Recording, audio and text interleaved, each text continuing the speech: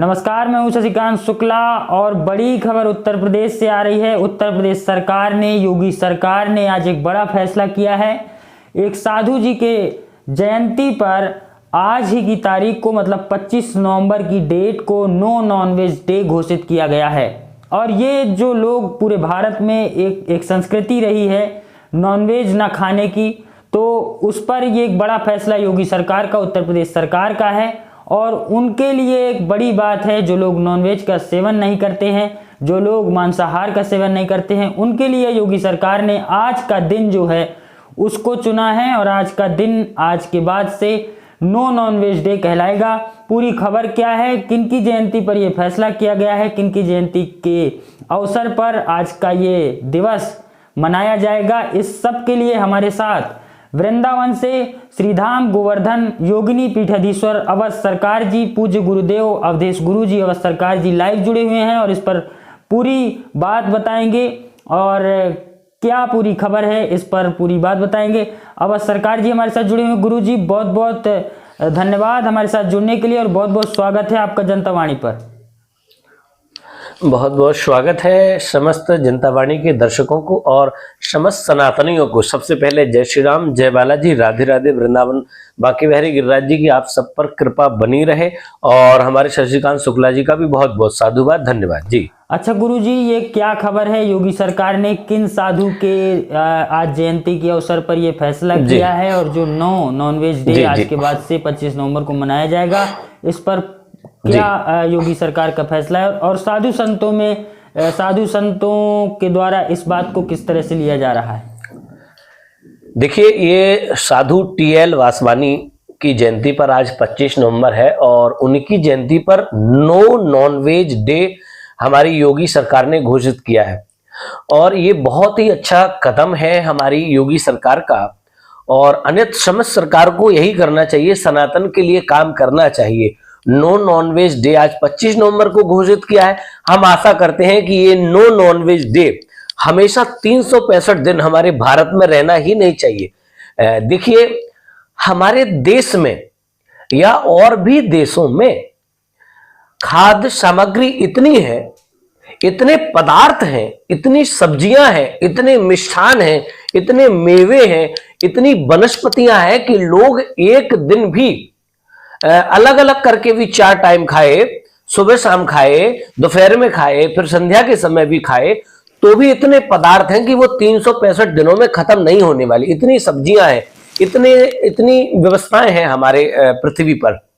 और हमारे सनातन के लिए तो बड़ी गर्व की बात है और सरकार के लिए ये हमारा पूरा साधु समाज, संत समाज, कथा प्रवक्ता समाज, जितना भी सनातन धर्म है, वो आज बड़ा ही प्रसन्न चित्त है कि आज साधु टीएल वासवानी की जयंती पर सरकार ने 25 नवंबर को आज से जाना जाएगा कि नो नॉनवेज डे घोषित किया गया। इसकी हम सराहना करते हैं और बहुत बहुत साधुवाद सरकार को देना चाहते हैं कि उन्होंने ऐसे काम को किया है कि हमारी संस्कृति बची रहे और बचना चाहिए। देखिए, इस बात में मेरा मानना ऐसा है कि ज्यादातर लोग जो है हमारे सनातन में तो नहीं है, लेकिन हाँ किसी एक मुस्लिम जो पक्ष है, मुस्लिम जो धर्म है, वैसे तो ये कोई धर्म नहीं है, एक पंथ है समझ लीजिए आप उसे।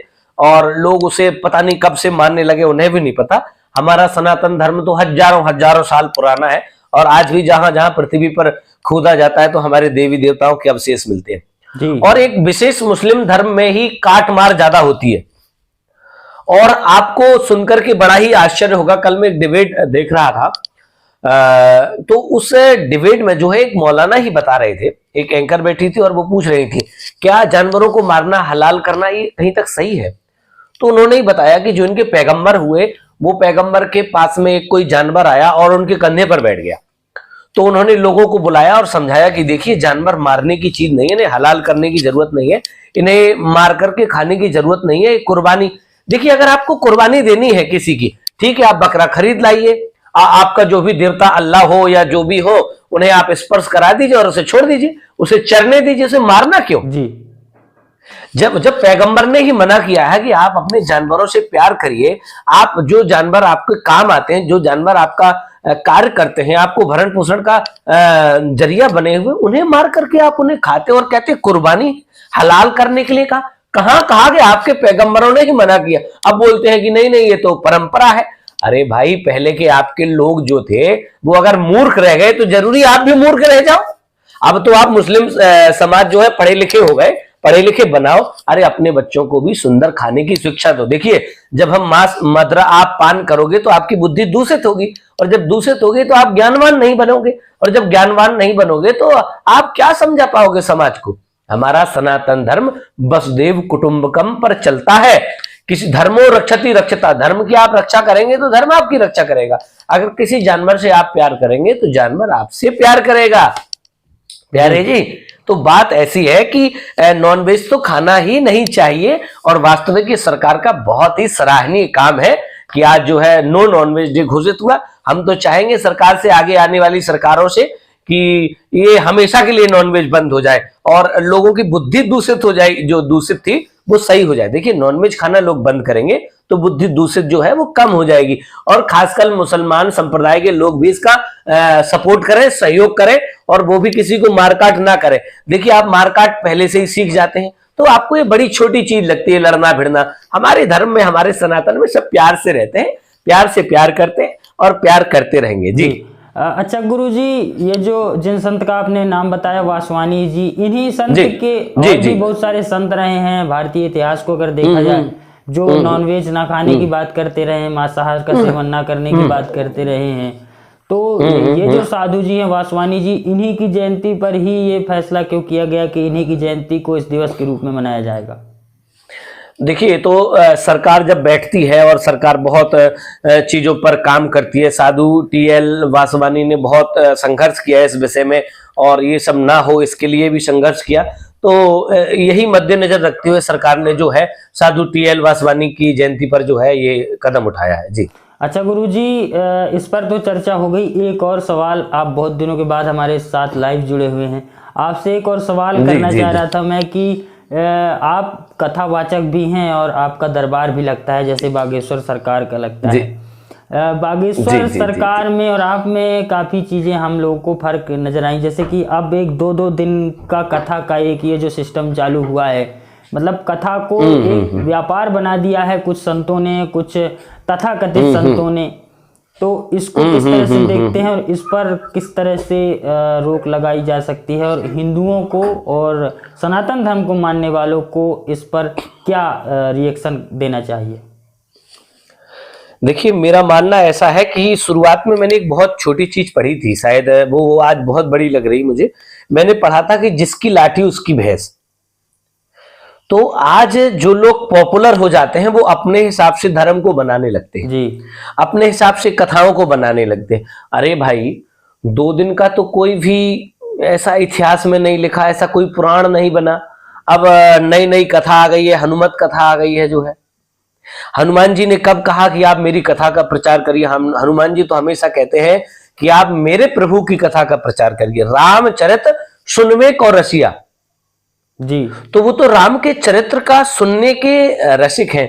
अब भाई कह नहीं सकते क्यों, ज्यादा उपाधि लोगों को मिल जाती है, ज्यादा जनता का प्यार मिल रहा है। हम किसी से ईर्ष्या नहीं कर रहे, बस हम सिर्फ बता रहे हैं। हम किसी से ये नहीं कह रहे कथा कथक आज जो है संत बन जाते हैं, शास्त्री बन जाते हैं। तब तक लोगों के पास, अगर आप डिटेल में जाएंगे शुक्ला जी, तो आपको ये न्यूज के माध्यम से एक चीज और बताना चाहूंगा। जो लोग अपने आप को शास्त्री लिखते हैं, अगर आप कभी इस बात पर डिबेट करेंगे और कहीं अपना माइक लेके पहुंच जाइए और कहिए कि अपनी डिग्री दिखाएं, तो कई जो आज कथा कथक गद्दियों पर बैठ गए, बड़े महाराज बन गए, उनके पास शास्त्री की डिग्री नहीं मिलेगी आपको। वो सिर्फ 10वीं तक पढ़े होंगे, और तो और वो कभी विद्यालय भी नहीं गए होंगे जी। और उनके मुख से आज लोग कथा सुन रहे हैं। तो कहां तक कल्याण होगा लोगों का ये तो कह नहीं सकते, लेकिन हम आशा करते हैं कि लोगों का कल्याण हो।